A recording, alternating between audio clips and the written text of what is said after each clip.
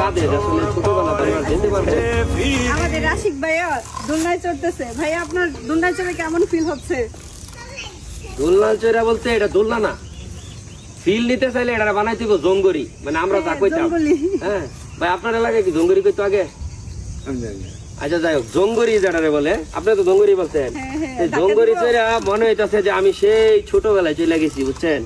এটার ফিল আসলে বলার মতো না। ওই একটু আগে কথা বলতেছিলাম যে আসলে আমরা মনে হয় বাচ্চা হয়ে গেছি, যে আমরাই শেষ জেনারেশন যে একদম গ্রামের ঐতিহ্য অন্যান্য দিকে এখন আছে নাকি বাংলাদেশের জানি না, বাট আমরাই শেষ জেনারেশন যে আমাদের এই গাজীপুরের ভিতরে আমরাই শেষ জেনারেশন যে কুফি বা হারিকেন দিয়ে পড়াশোনা করছি, কলা পাতা তালের ডাগা মাথা দিয়া বাড়িত গেছি, সুপারি গাছ দিয়া ওই যে টাইনা নেয় না।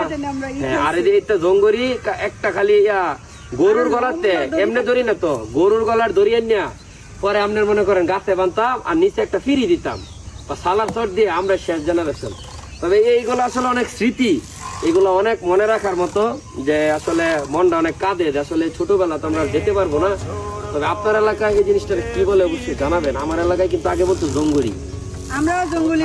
আহারে আহারে আহারে সেই সব কোথায় হারিয়ে